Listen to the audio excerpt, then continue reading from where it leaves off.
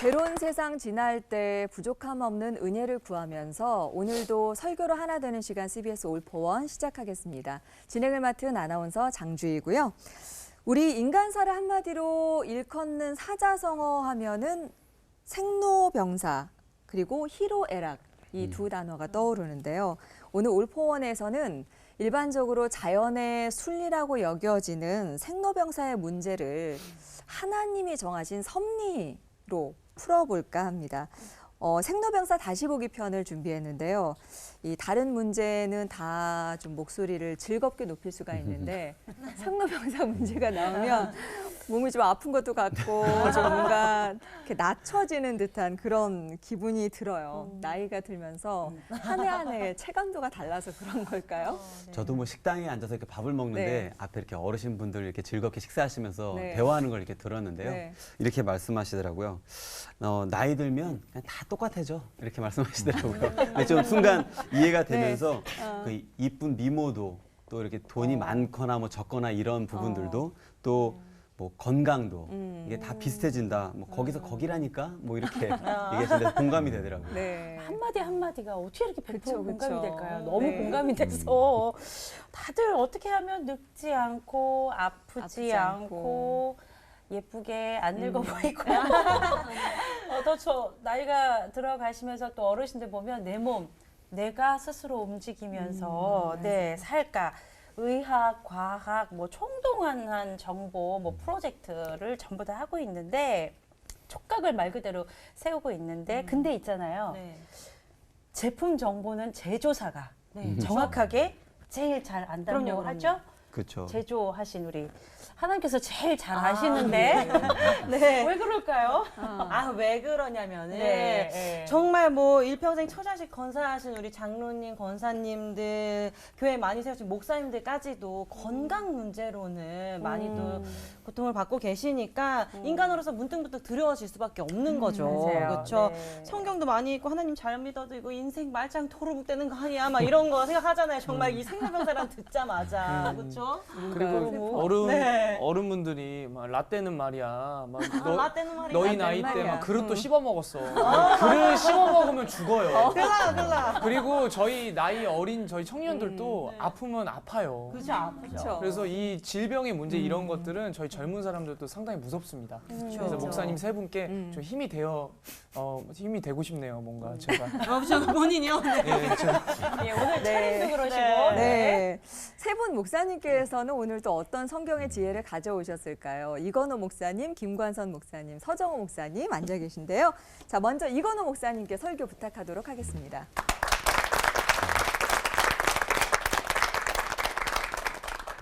생로병사로 일관된 인생을 계절로 많이 표현하죠. 어떤 분들이 나 20대는 화창한 봄날이었어. 또 어떤 분은 나의 30대는 정말 춥고 매서운 계절이었어. 여러분, 세상에 나쁜 날씨가 있을까요? 이런 말이 있습니다. 세상에는 나쁜 날씨는 없다. 서로 다른 좋은 날씨가 있을 뿐이다. 19세기 비평가 존 러스킨이 한 말입니다. 우리가 볼 때 나쁜 날씨, 폭풍, 비바람, 천둥, 번개 이것이 온 지구를 보게 되면 균형을 이루기 위한 하나의 순환 작용이 되는 거죠. 인생에도 계절이 있습니다. 따뜻한 봄도 있고 무더운 여름도 있고 매서운 추운 날도 있습니다. 살다 보면 생로병사 문제 다 겪게 되죠. 저 정도 나이가 되면 몸에 수술 자국 없는 분 거의 없고 몸에는 없다 할지라도 가슴에 대못 하나 박히지 않은 그런 분은 없어요.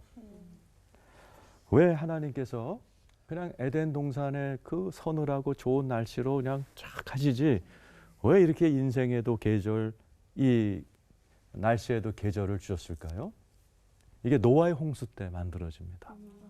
창세기 8장 22절에 하나님께서 노아의 홍수 이후에 이렇게 얘기하시죠.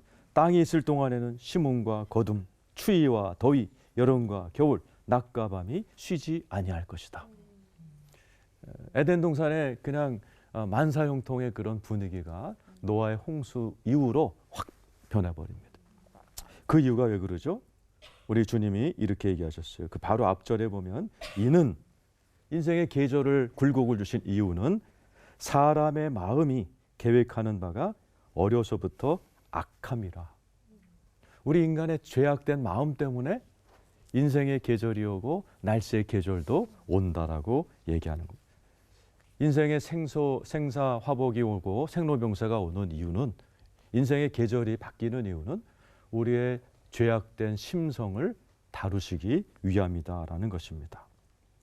우리가 생로병사를 겪게 되면 마치 이 날씨를 아무리 과학이 발달해도 인간의 힘으로는 계절을 못 바꿔요. 뭐 더운데 빨리 시원한 가을 됐으면 좋겠다. 아무리 과학이 발달한 나라와 기술도 못 바꾸는 것처럼 평탄했던 인생에 한 번의 생로병사의 바람이 지나가면 그 앞에 인간은 겸손해지게 됩니다. 그리고 하나님 앞에 나아가게 되고 겸손하게 하나님의 도움을 구하면서 내 자신을 돌아보게 되고, 그걸 통해서 우리는 그리스도의 형상으로 이루어져 가는 그런 과정을 겪게 됩니다. 그래서 험한 인생을 겪으면서 사람이 그리스도의 모습으로 빚어져 가는, 성화되어 가는 것들을 우리는 생로병사를 겪는 많은 성도들의 삶을 통해서 보게 되죠. 세상에 나쁜 날씨는 없다. 준비가 안 된 사람만 있을 뿐이다. 영국 속담입니다. 다시 말씀드리죠. 세상에 나쁜 날씨는 없다. 준비가 안 된 사람만 있을 뿐이다. 많은 분들이 준비가 안 돼서 내 인생에 병이 찾아오고 생로병사에 바람이 불 때 당황해야 합니다. 욥, 모범생이죠. 늘 경건하게 살았지만 그의 가정에 비바람이 불어오잖아요. 자녀가 죽고 재산이 날아가고 몸에 병이 드는 이 생로병사 앞에서 준비가 안 되어 있으니까 어쩔 줄 몰라 하고 하나님께 막 나중에는 원망 불평하게 됩니다. 시편 73편에 보면은 아삽의 시죠. 오늘날로 얘기하면은 성가대 대장 정도 되는 굉장히 신앙 경륜이 깊은 자인데도 불구하고 시험에 들죠. 나는 미끄러질 뻔했다. 왜죠? 악한 자들의 형통을 보고 질투하였습니다. 자기 옆에는 예수도 믿지 않는데 너무나 태평성대. 거기 보니까 병도 걸리지 않고 죽을 때도 평안하게 죽고 살이 쪄서 눈이 튀어나오고 뭐 재물은 날로 쌓여가는, 인생에는 재앙이라고는 없는 그런 사람을 보면서 하나님 앞에 시험에 드는 이런 생로병사 앞에 준비가 안 돼 있는 사람들을 우리는 성경에서 보곤 하고 우리 주변에서도 보게 됩니다. 어떻게 준비해야 되죠? 성경은 잘 가르쳐 줍니다. 시험을 만나거든 기뻐하라. 온전하여 부족함이 없게 하려 함이라. 마음에 안 드는 인생의 계절이 찾아올 수 있습니다. 생로병사의 문제가 나의 문제가 될 때 기뻐하고 감사하라는 것이죠. 그 이유는 이런 시험의 문제를 통해서 우리가 온전해지기 때문이다라고 성경은 얘기합니다. 고난당하는 자가 있느냐? 기도하라고 얘기합니다. 하나님과 함께해야 이 문제를 이겨나가기 때문에 그렇습니다. 우리의 삶 가운데 여러 가지 문제가 찾아올 수 있는데 이 모든 것들은 나를 익은 벼처럼 겸손하게 그리고 알곡으로 만들어가는 하나님의 뜻이다라는 것을 알고, 우리가 비록 우리가 늙어가지만 겉사람은 늙지만 속사람은 새로워짐에 감사해야 되고, 병이 들리기도 하지만 얼마든지 치료하시는 예수님의 능력을 믿고, 또 죽음이 다가오지만 우리에게 부활 영생이 있기에 웃음으로 죽음도 맞이할 줄 아는 준비가 필요합니다. 하나님은 좋으신 분입니다. 그렇기 때문에 우리 인생에 허락되는 모든 일들은 다 좋은 겁니다. 이런 믿음으로 항상 감사하고 기뻐하며 기도하시기를 예수의 이름으로 축원합니다. 아멘. 기도하겠습니다. 하나님, 살다 보면 생로병사의 큰 위기 앞에 서게 될 때가 있습니다. 이 모든 것이 나의 속사람을 알곡으로 만드시려는 하나님의 손길을 깨달아 원망 불평하지 않고 그 가운데 계신 주님을 믿음으로 담대하게 승리하게 하여 주시옵소서. 아멘. 예수님의 이름으로 기도드리옵나이다. 아멘.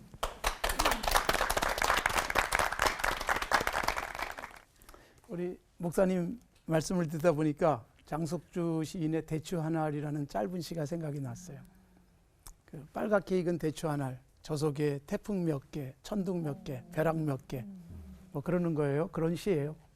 그러니까 대추 한 알이 익으려면 얼마나 많은 천둥이 쳤을 거며 벼락이 쳤을까, 태풍이 얼마나 많이 불었을까. 그 모진 걸 이겨내고 빨간 대추가 익은 것을 시인이 그렇게 묘사를 했습니다. 크리스마스 시즌이면 아이들도 많이 부르고 또 크리스마스 캐롤로 많이 불려지는 곡 중에 울면 안 돼 이게 있어요. 아시죠? 네. 울면 안 돼. 근데 사실 이 어린아이들에게 많이 불리고 그러는데 저는 그 아주 비인도적인 곡이다. 어린아이들의 우는 자유조차 억압하는, 선물 못 받을까 봐 울면 안 돼. 그리고 어릴 때부터 교육을 많이 시켰잖아요, 아이들에게. 남자는 우는 게 아니야, 뭐 이런 거. 이게 사실 그렇게 전 좋은 거라고 생각되지 않습니다. 인간이 인간다움이란 정서적으로 생로병사 이거 다 거치면서 희노애락 이게 다 표현될 때 인간답다 그렇게 생각이 되어져요. 예수 믿는 사람들이 빠질 수 있는 함정 중에 하나가 난 예수 잘 믿어서 건강해, 병 안 걸려. 난 이렇게 항상 동안이야, 뭐 이런 거. 이거 여러분 신앙의 이름으로 자칫 잘못하면 교만에 빠질 수 있는 부분이에요.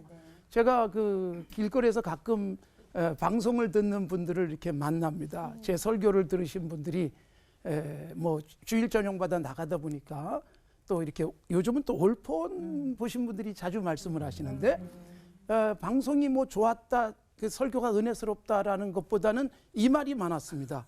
목사님 방송으로 보는 것보다 훨씬 젊어 보여요. 근데 여러분 그게 은근히 또 괜찮아요. 60이 넘으면서는 젊어 보인다는 얘기가 꽤 듣기 좋다는 것입니다. 사람이 건강하다, 젊어 보인다, 뭐 이런 게 기분 좋은 이야기긴 하지만 정말 사람다움이란 뭘까요? 사람다움은 웃을 수 있고 울 수도 있고 슬퍼할 수 있고 분노할 수도 있고 참아내기도 하지만 감정을 정직하게 표현하는 것, 이게 사람다움이라고 생각되어지고, 또 정말 사람다움이란 저 사람은 평생 감기도 한 번 안 걸렸어, 이거 인간미 느껴지십니까 여러분? 늘 건강한 모습, 이거보다는 아프기도 하고 감기도 걸리고 감기 걸려서 기침도 하면서 그러는 모습들이 사실 인간다움이라고 보여지는 거예요. 우리가 하나님처럼 되면 안 되잖아요. 예수님이 하나님이신데 사람이 되셨어요. 정작 하나님은 사람이 되셨는데 우리는요 하나님이 되고 싶은 거예요. 우리는 사람이라는 인식을 잊지 않았으면 좋겠어요. 예수님도 이 땅에 오셔서 슬퍼하셨고 배고프셨고 졸리시고 피곤하셨고 그리고 십자가에 매달릴 때는 아프셨고, 이게 사람다움의 모습이다라고 생각이 되어집니다. 구약 성경 속에 그리고 신약에서도 가장 위대한 이름을 남긴 다윗이라는 왕 보십시오. 부자였어요. 존귀했어요. 역대상 29장에 다윗의 죽음을 이렇게 묘사합니다.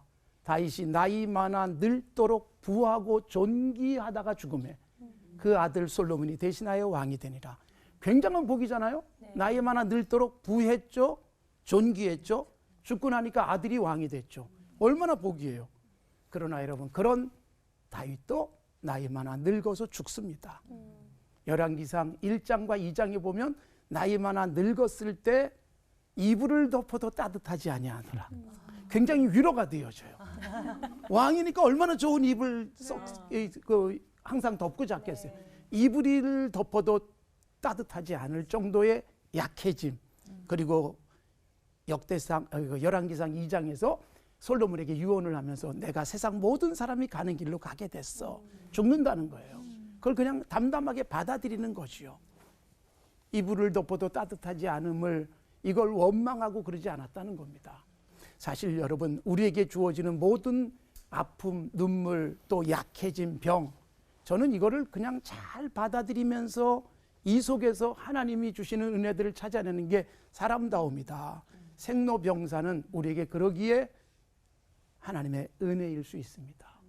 네. 바울 사도도 육신의 병을 갖고 있었어요. 고쳐달라고 기도했는데 하나님이 그냥 살아라 그랬어요. 그때 나의 약함이 곧 강함입니다. 그리고 찬송하잖아요. 우리의 약함은 난 사람이야. 하나님을 기대하게 되는 것이고 우리의 병듦 역시 주님을 바라보게 만드는 거고 우리의 죽음 하나님께서 드디어 나를 부르시는구나 이러고 기뻐할 수 있는 것이다.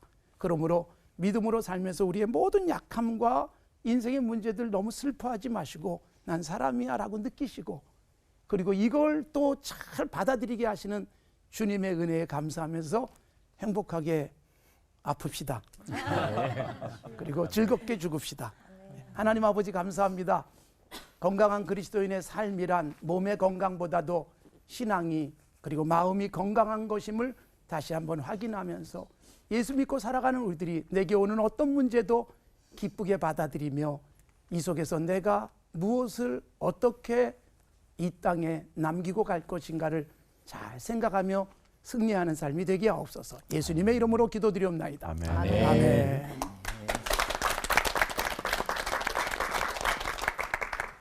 김 목사님 젊은 줄 알았더니 60이 넘었네요. 예, 젊어 보여요.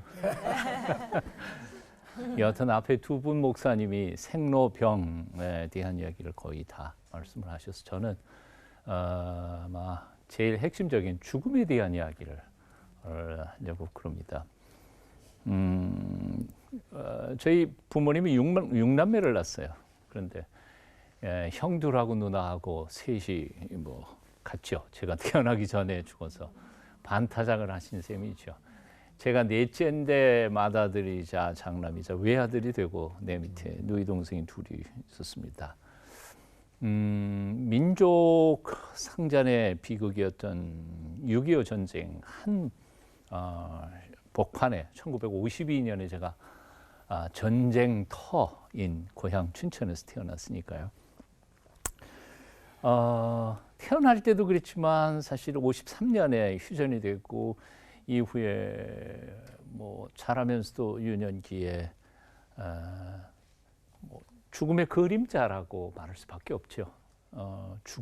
죽음에 대한 두려움, 공포 이런 것들이 아주 어렸던 아마 태어나기 전부터 내 가슴속에 숨어 있었던 무의식 속에 숨어 있었던 어둠의 그림자라고 생각할 수 있을 것 같아요.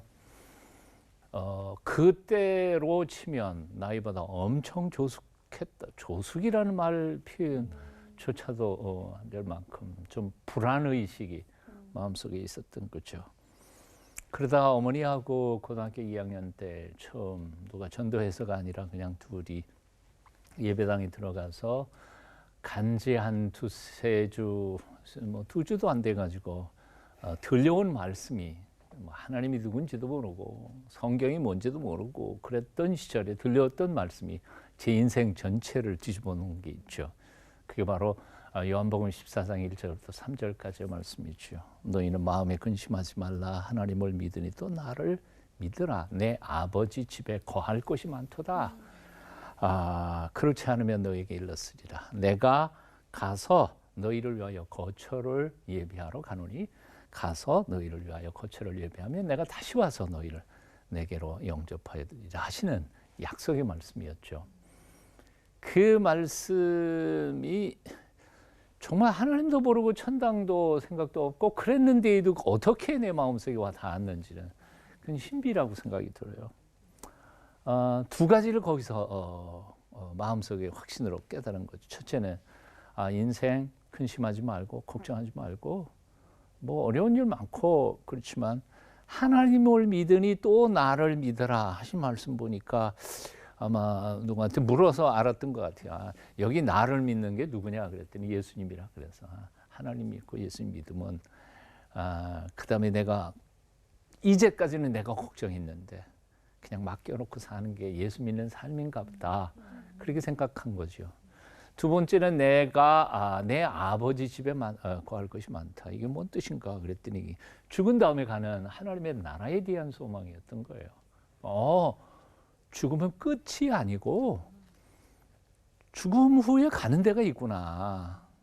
근데 그거는 정말 우리가 두려워하고 공포하는 것처럼 지옥이나 허공에서 귀신이 해가지고 방황하거나 그런 게 아니고 정말 아버지가 계시는 그런 어떤 것인지는 잘 모르지만 그런 데가 있구나 하는 것, 그것이 이제 깨달아진 거죠. 그래서 고등학교 2학년 때 비로소 뭐 완벽한 건 아니었지만 어렴풋하게라도 죽음 후에 대한 두려움, 그리고 세상 사는 걱정, 근심, 이걸 맡기는 법을 조금씩 배워갔던 것 같아요.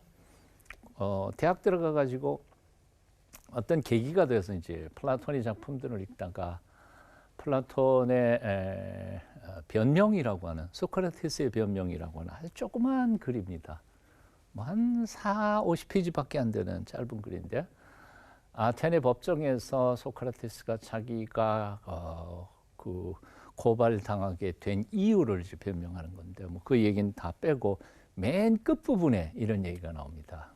우리 조상님들이 생각하셨던 것처럼 죽음 후에 의로우신 재판장이 계시다면 나는 이 불법한 재판에서 너여나 의로운 재판장님이 의로운 재판을 하실 거라고 믿습니다. 그렇지 않고 어떤 사람들이 그 신앙을 모르고 죽으면 다 끝난다 그런다면 내가 1, 2년 더 살아봐야 무슨 의미가 있겠습니까? 이분이 그렇게 악법도 법이라고 죽음의 길을 선택했던 그거 보면 죽음에 대한 새로운 비전을 가지고 있었던 거 아닌가 하는 느낌이 들었어요. 세월이 좀 지나간 다음에 저는 이제 죽음에 대한 공포나 두려움은 말씀으로 극복했지만 죽음과 삶의 의미에 대하여는 사도 바울의 글을 읽으면서 깨닫게 된 거죠. 사도행전 20장 24절에 보면 사도 바울이 예루살렘으로 올라가면서 이런 말을 하죠. 에베소 교회에 온 장로들에게 내가 달려갈 길과 주 예수께 받은 사명 곧 하나님의 은혜의 복음을 증언하는 일을 마치려 하면은 나의 생명조차 조금 더 귀한 것으로 여기지 아니하노라. 거기 나오는 두 단어가 있더라고요. 생명, 사명 두 가지예요.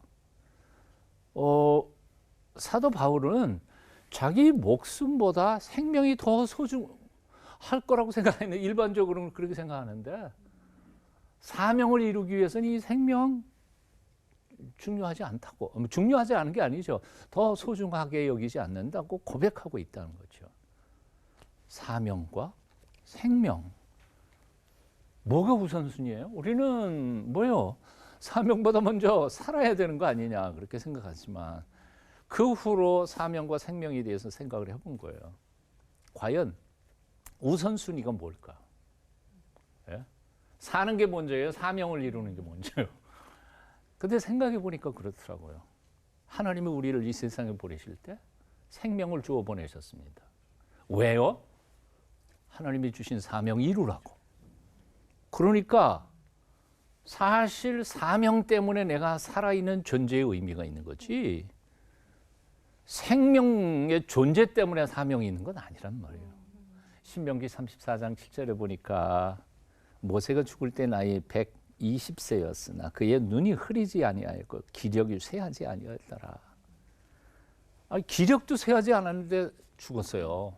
120살에 모세가. 왜요? 병들어서 죽은 게 아니에요. 사명이 끝났으니까 죽은 거예요. 나는 오늘 이 방송을 보시는 분이나 뭐 여기에 계신 분들은 늙어 죽지 말고 병들어 죽지 말고 사명이 끝났음으로 해서 하늘 아버지께서 부르실 때 아멘 하고 올라가실 수 있는 정말 행복한 남은 평생을 사실 수 있게 되기를 축원합니다. 기도하겠습니다. 생명의 주인이신 하나님, 우리에게 생명 주신 그 이유와 목적을 분명히 깨닫게 하여 주시고 주께서 오라 하시는 그 순간까지 맡겨주신 사명 다 이루고 가게 도와 주시옵소서. 예수님 이름으로 기도합니다. 아멘.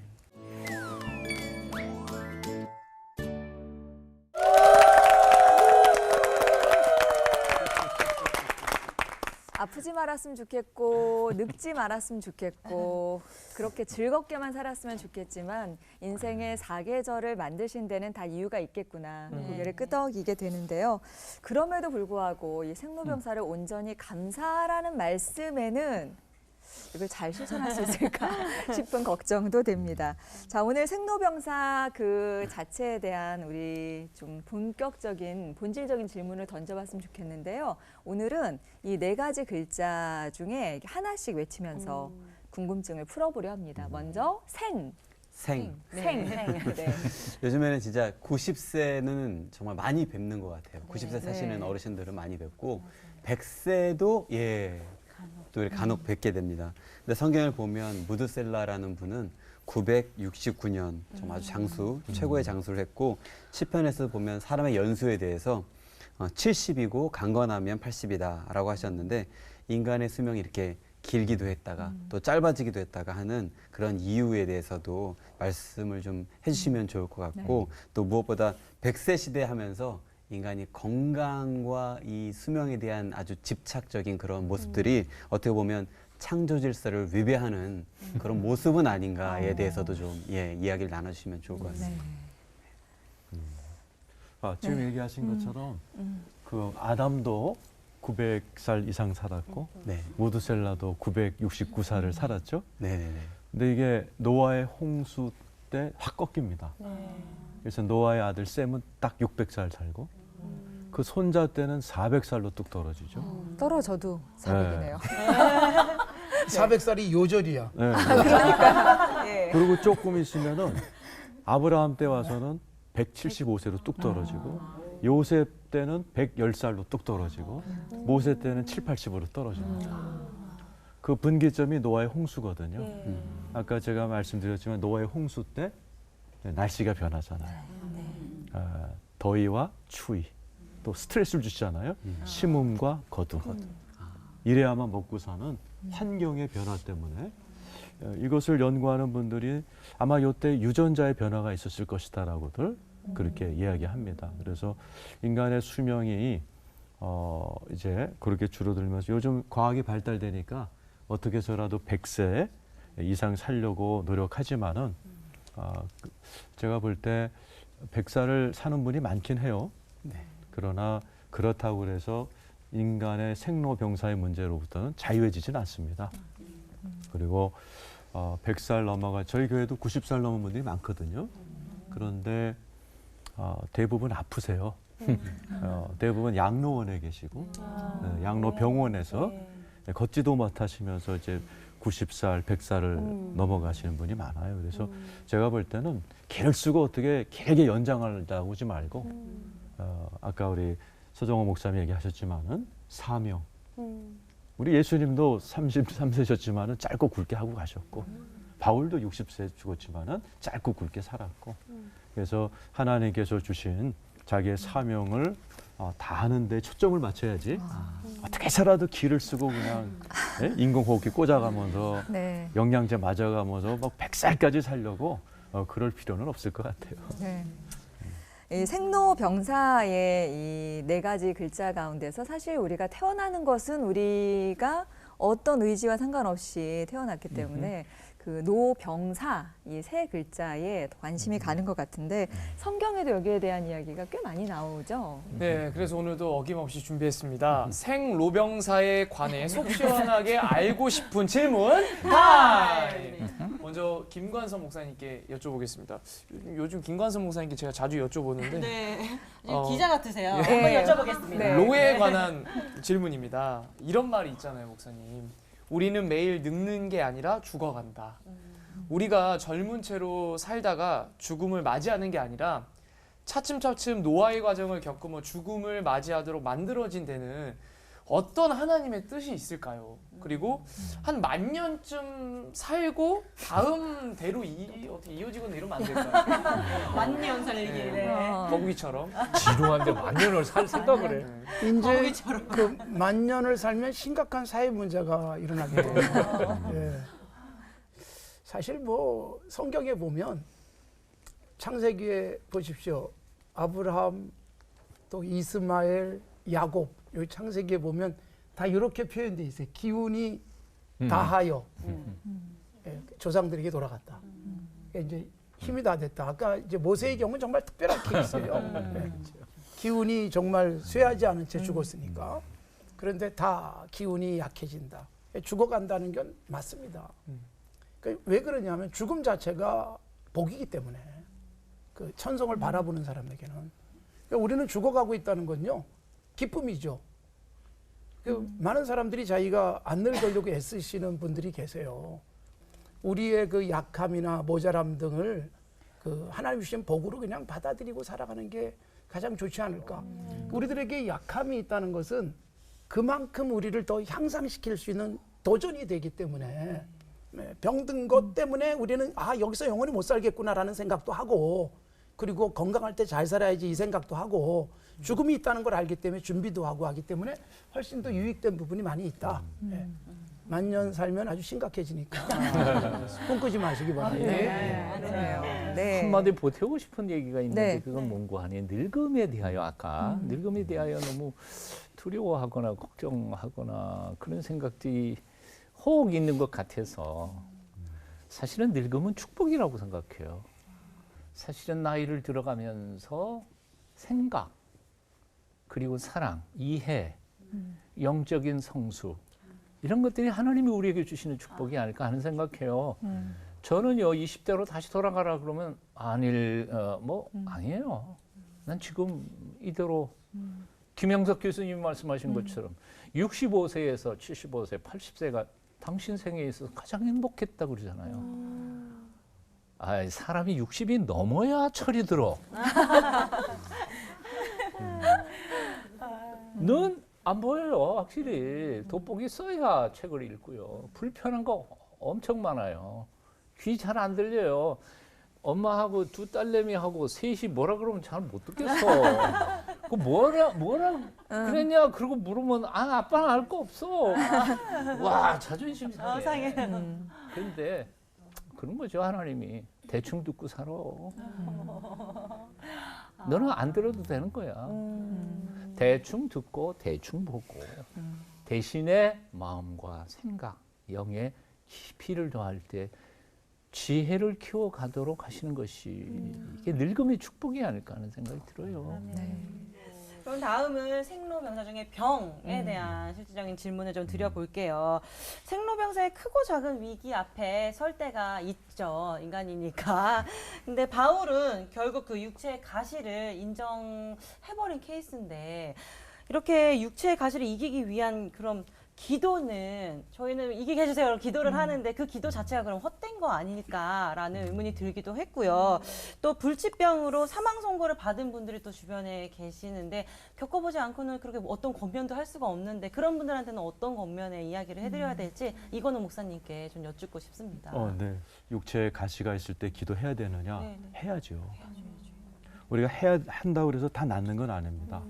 우리 목회 현장에서는 정말 우리 얼마 전에도 우리 성도님 한 분이 50대인데 암으로 투병을 하셨어요. 그래서 저희 전 교인이 기도하고 저도 수없이 안수하고 마지막 호스피스 병동에 갈 때도 제가 몇 시간을 붙들고 기도해주고 그랬는데 하늘나라 가셨어요. 근데 제가 그런 얘기를 해드립니다. 우리가 불치병에 걸렸을 때 로마서 14장 9절이죠. 사나 죽으나 우리는 그리스도의 것이다. 그래서 우리가 기도했을 때 우리 주님이 기적으로 살려줄 수도 있고 아니면 더 좋은 아픔이면 천국으로 갈 수 있죠. 그러나 최선을 다하는 것이 아주 중요하다. 그렇게 얘기를 해주곤 합니다. 마음이 좀 숙연해지는. 다음 우리 서정호 목사님께 질문 드리겠습니다. 사회에 대한 부분인데 저희가 또 신앙을 가지긴 하지만 그래도 이 죽음 앞에 늘 두려움이 있잖아요. 그래서 이 죽음 앞에 두려움이 우리의 믿음이 부족해서일까? 그리고 그 두려움과 걱정의 고리를 끊어버릴 수 있는 방법은 없을까? 그 부분이 되게 궁금합니다. 왜 두려움이 왜 두려워요? 죽음이 왜 두려워요? 죽으니까. 그러니까 죽는 게 아플까? 병 걸리는 어떨까요? 죽음에 대한 공포의 원인이 뭘까 하는 거죠. 첫째, 죽음의 과정이 힘들까? 그것 때문에 죽음이 두려운 것인가? 아니면 내가 이렇게 있다가 사라져버리면 아무도 나를 기억도 하지 않고 존재가 싹 사라져버리는 것 때문에 두려워하는 걸까? 내 영혼이 죽은 다음에 어디로 갈지 모르기 때문에 두려워하는 것일까? 죽음에 대한 공포, 이유, 그 철학적 이유는 존재의 무존재로 가버리는, 그래서 더 이상 나의 존재에 대한 생각이 없을 것 같은 두려움. 그 두려움이 굉장히 많고요. 죽음이라고 하는 것의 고통, 육체적인 고통이나 뭐 이런 것 때문에 공포, 그건 아닐 거라고 생각해요. 결국 나이가 든 이후에는 죽어가는 과정 자체가 너무 고통스러워서 두려울 수도 있고, 그렇지만 궁극적으로는 나의 존재가 완전히 사라진다고, 무존재로 사라져버린다는 생각이 있을 때 우리는 두렵다고 생각이 드는 거예요. 하지만 우리는 신앙적으로, 예? 그런 거 아니라는 사실을 우리는 믿으니까. 물론 우리 교회 교인 중에 뭐 오래된 얘기예요. 권사님 한 분이 암에 걸려가지고 세상 떠나시게 되니까 하나님 아프다 그러고 소리를 치고 아주 이 신앙생활을 굉장히 잘했던 것 같은데에도 불구하고 마지막 순간에 그렇게 하는 모습이 있었거든요. 그러니까 결국은 마음속에 진정한 확신과 믿음을 가지고 있느냐, 아니면 폼만 잡고 있느냐, 그거의 문제일 거죠. 정말 천국에 대한 소망이 확실하다면 겁날 게 뭐 있어요. 오늘 죽으면 가는 거죠, 뭐. 자, 오늘 그 울포원의 주제 여러분들께도 정말 생활에서 느낄 수 있는 그런 이야기들이 아닐까 싶은데, 계시록의 말씀이 생각이 났어요. 하나님은 친히 우리와 함께 계셔서 모든 눈물을 그 눈에서 씻기심에 다시 사망이 없고 애통하는 것이나 곡하는 것이나 아픈 것이 다시 있지 아니하리니. 그러니까 생로병사의 고리를 끊으시는 분은 한 분밖에 안 계시구나라는 것을 다시 한번 확인하게 됩니다. 이제 좀 적용이 필요한 부분에 대해서 얘기를 좀 나누고 싶네요. 말씀 잘 들으면서 종합해 보니까 결국 생로병사는 하나님께서 우리가 좀 온전해지도록 만드시는 주님의 손길이구나라는 생각을 하게 됐어요.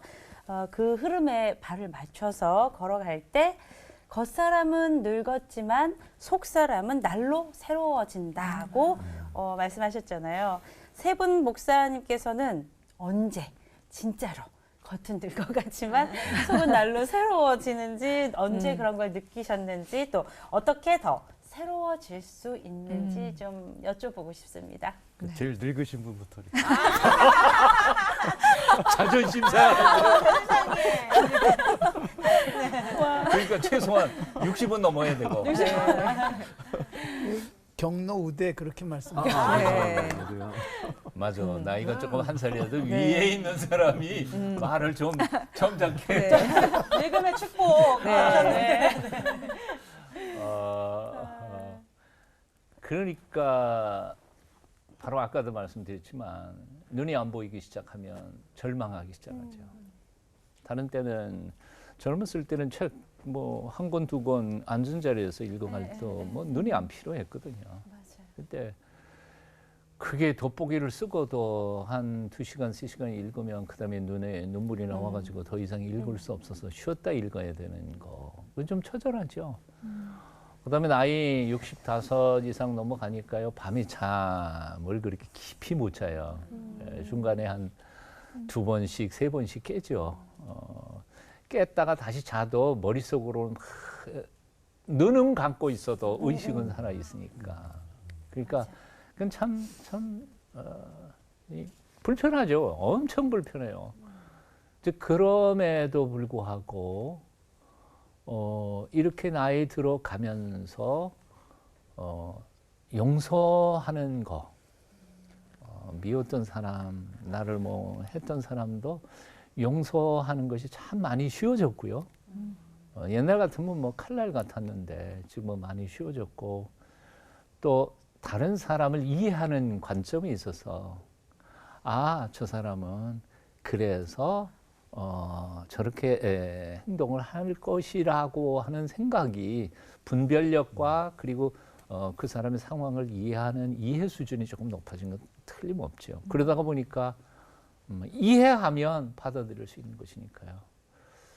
나이가 들어가면서 복은 바로 그런 것이 아니었을까 하고 생각을 해보고요. 요즘은 그래서 웬만하면 뭐 억지로 안 읽으려고 합니다. 하나님께서 명령하시는 것이 이제 너 읽는 게 아니고 너 이제 읽었던 것 가지고 머릿속에 생각하는 거 그리고 내 것을 말하는 거 그것을 요즘 배워가죠. 근데 그게 행복해요. 네. 둘째 목사님. 네, 저 네. 예, 뭐 몇 살 젊지 않아요. 네. 100세를 살아보니 뭐 우리 김영석 교수의 네. 스필집도 있고 지미 카터가 쓴 책 중에도 그 나이 들매 미덕이라는 책이 있어요. 네. 사실 저는 그런 생각을 해요. 그분들은 다행히 다 예수 믿는 사람들이 두 분 다. 예, 두 분 다 예수 믿는 사람들인데 나이 들매 미덕 100세를 살아보니 해서 한결같은 부분들은요. 늙었는데 늙지 않은 거예요. 생각이. 생각도 그다음에 살아가는 삶의 원리도 그다음에 오히려 우리가 생각하지 못했던 것들을 생각해내고 새로운 일에 대한 시도를 해내고 그런다는 거죠. 그런 면에서 정말 속사람이 건강하다 그런 생각이 드는데 제 경우는 이제 속사람이 새로워진다는 게 이게 제게는 그 부분이 가장 이렇게 저로서는 감사하게 여겨지는 부분인데 10년 전에 안 보이던 게 보여요. 성경에서. 10년 전에는 이 설교를 이렇게 했네. 야, 너무 창피하다. 이렇게 생각되어지는 거죠. 그러니까 책을 못 내겠는 거예요. 그러니까 지금 보면은 확 새롭게 성경이 읽어지기 시작하는 거. 눈이 좋아지는 거예요. 그러니까 육체적 시력은 훨씬 예전 같지 않지만 그러나 영적 눈이 이렇게 잘 열린다. 그러니까 성경을 읽으면 이게 막 쉽게 설교가 써지는 이런 게 이제 새로워진다 이렇게 저는 달인이 되는 거지. 네. 아니 뭐 저기 국수를 만들어도 오랫동안 하니까 더 잘하잖아요. 네. 그런데 우리가 뭐 그것과 다르잖아요. 네. 훨씬 좋아야지. 네. 예, 젊으신 분. 머리는 제일 하얘. 제가 얼마 전에 아주 충격을 받았어요. 크리스마스 인사 성탄절 예배 끝나고 나오는데 두 분한테 아유 목사님 90대 노인같이 되셨네요. 어머. 이 머리가. 그리고 아우 이제 완전 백발이시네요. 그런데 집에 와서 굉장히 좀 많이 생각을 했어요. 네. 나도 마음은 청춘인데 내가 이제 늙었구나. 나이가 들어가는구나. 이걸 받아들여야 되는구나. 그래서 집에 있는 옥스퍼드 영어 사전을 꺼내서 올드 늙었단 말을 찾았더니요. 네. 의외의 걸 발견했어요. 네. 올드라는 영영사전의 정의가 1번이 어드밴스드예요. 그러니까 우리가 영어학원 다니면은 비기너 반, 또 인터미디트 중급 반, 그리고 최상반이 어드밴스드거든요. 네. 내가 늙는다는 게 영적으로 최상급에 올라가는 거구나. 그 두 번째 정의가 에이지드, 성숙한, 숙성된. 그러면서 딱 떠오른 게 이제 우리나라 말의 어른이란 말. 이게 이제 얼이라는 게 있잖아요. 저는 얼 빠졌네. 그 얼이 영의 옛날 우리 말이거든요. 어른이란 말은 얼이 오를 대로 오른 사람을 어른이라고 그러거든요. 그래서 내가 드디어 머리는 하얘졌다 소리 듣지만은 우리 목사님 얘기하신 걸 조금 공감해요. 내가 기도할 때라든지 이럴 때 옛날 같진 않구나. 굉장히 뭔가 좀 새로워졌고 하나님과 교제하는 것이 젊었을 땐 감히 경험하지 못한 이 영적인 것들이 이렇게 열어주시는구나. 그러면 이게 더 소중하지. 어차피 천국 가면은 싹 하나님이 물갈이 해주시고 머리도 다시 까맣게 해주시고 다시 해주실 텐데 근데 이 영적인 새로워짐은 어디서도 구할 수 없잖아요. 오히려 막 감사하게끔 그렇게 생각하게 됐습니다. 네.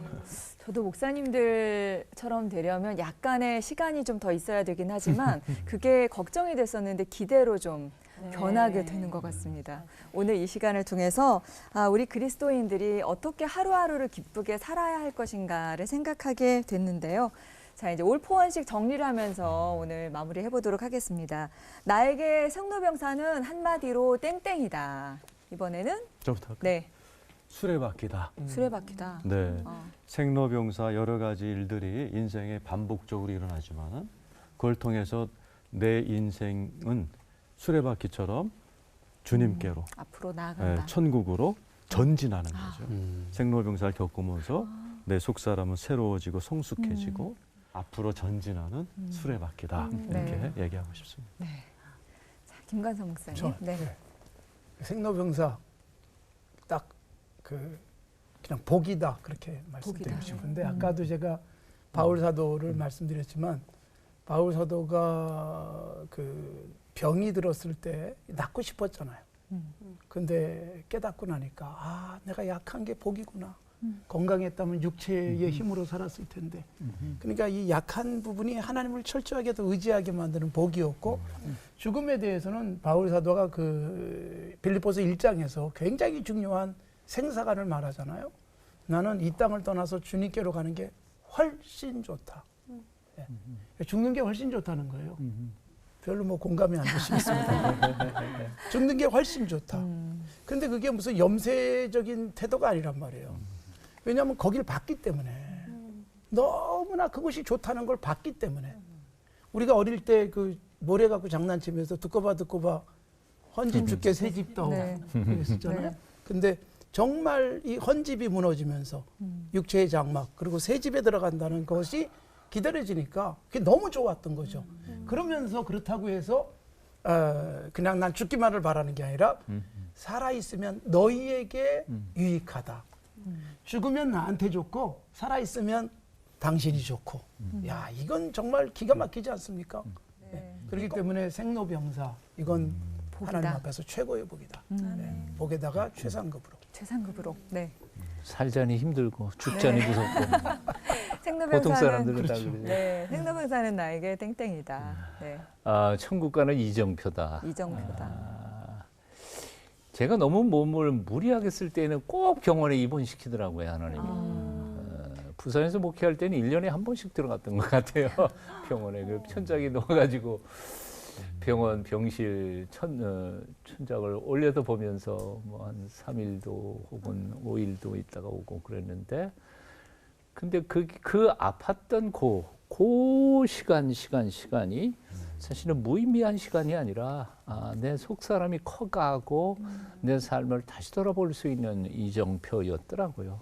그러니까 늙는 것도 그렇고 병드는 것도 그렇고 다 하나님 나라 가기 위하여 나를 성숙시켜 가시는 순간순간의 이정표들이 아니었던가 하는 생각을 해봅니다. 네.